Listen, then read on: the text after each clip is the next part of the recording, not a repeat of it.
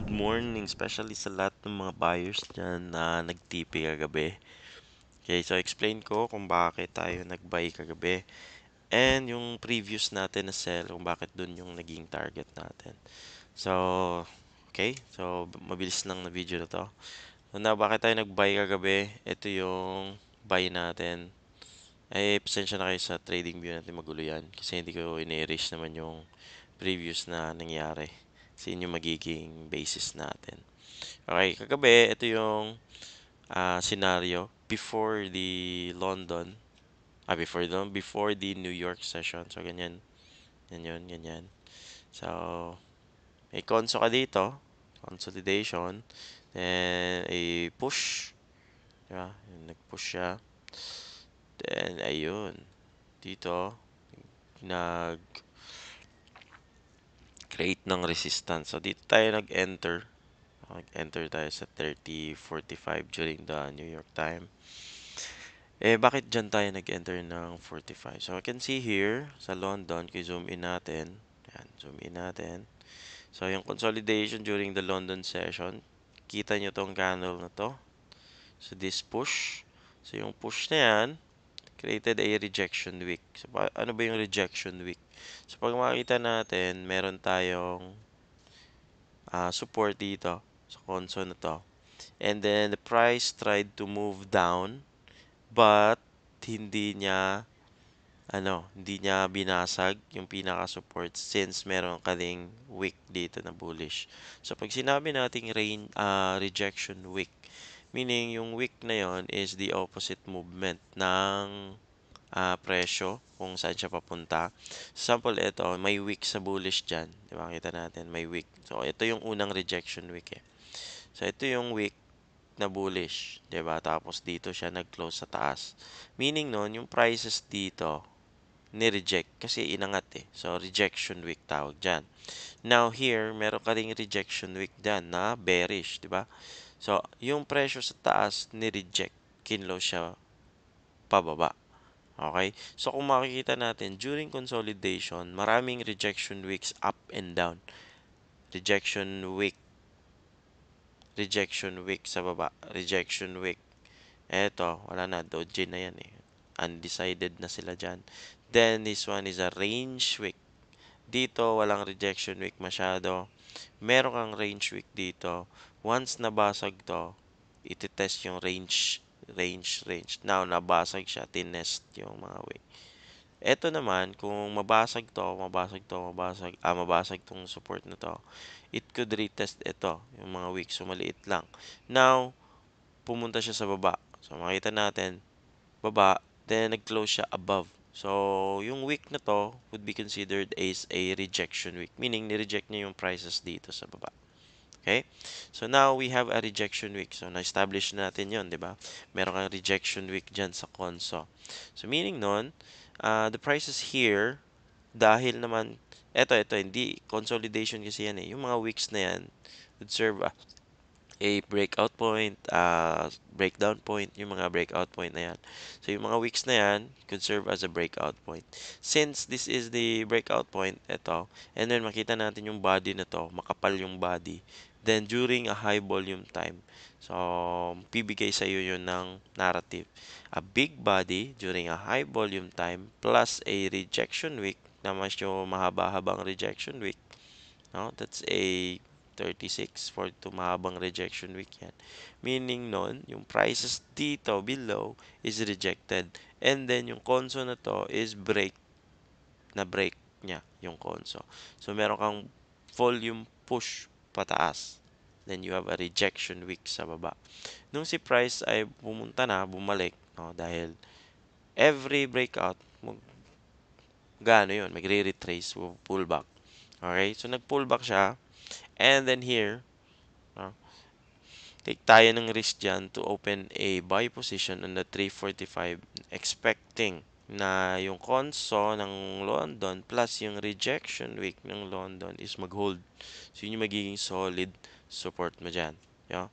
Meron kang solid support. Okay? Plus, eto, pakita ko sa inyo. Plus, kung i-backtrack natin yan, ba? So, yun yung magpapatibay sa'yo. So, you have rejection week, conso, breakout. Then, here, makita natin yung high volume support yung previous week na ano natin, previous week natin na nilabel. Kung i-extend natin yan, so, tingnan nyo ha, i-extend natin si high volume support.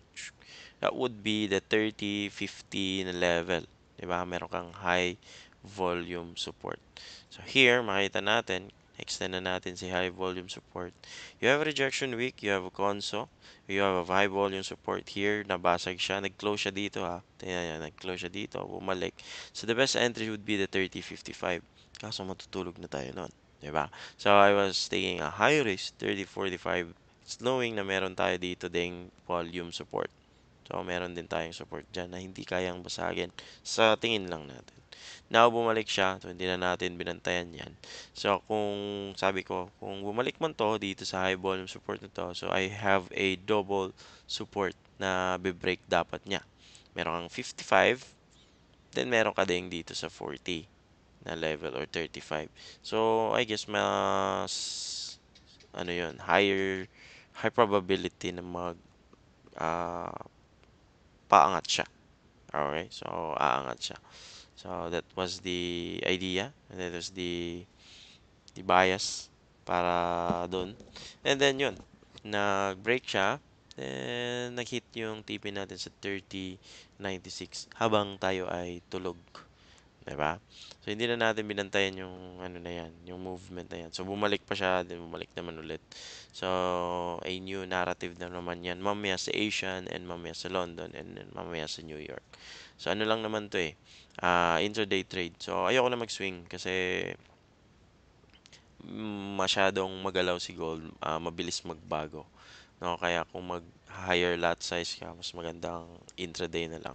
So, ang lower lot size like 0.01 lang, kaya mo i-swing 'yun. Hindi masakit 'yung pagka bumalik, tapos bumalik naman dun sa narrative mo. Okay, I hope may nakuha kayo. Oh, nakalimutan ko pala.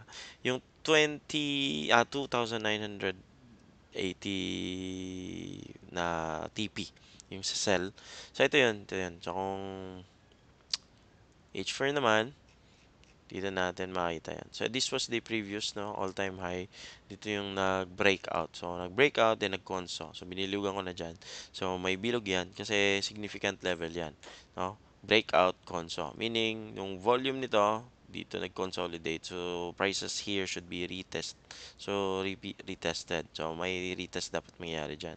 So, hindi nangyari nung nakarang linggo, pero nangyari nung nakarang araw. 'Di ba?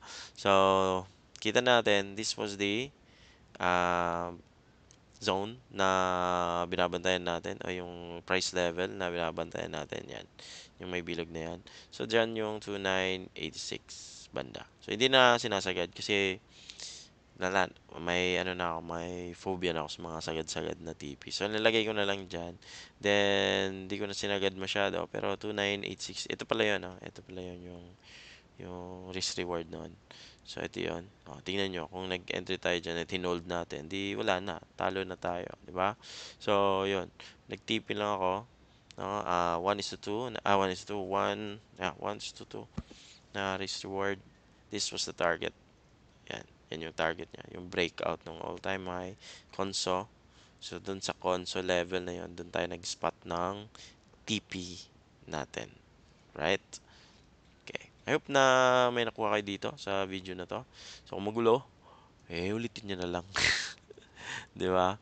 So, ngayong araw na to, wala pa tayong bias. So, tingnan natin ano yung magiging reaction ni market sa Asian, sa London, and then doon tayo sa New York papasok. And then, for regards to fundamentals, magbabasa pa tayo mamaya kung ano yung na-priced in na or mapapriced in pa next week. So, magbabasa tayo ng mga sentiments. Okay, so I guess that's all for now. I hope na may natutunan kayo sa video na to. Continue to keep learning and keep trading, no? And manage your risk always. So, huwag magmadali na mag-type times to yung account kasi hindi naman possible, hindi naman sustainable yon. So, 1% or 0.5%, no? Yung mga risk nyo should be less than 0.5 or less than 1%. Kasi pag nag-risk kayo, more than 1%, eh, masakit na yon at mahirap na yung bawiin. But if you risk only 0.25 or maximum 0.5% ng account nyo, de medyo protektado yung psychology nyo. Okay? Have a nice day everyone. Gold luck.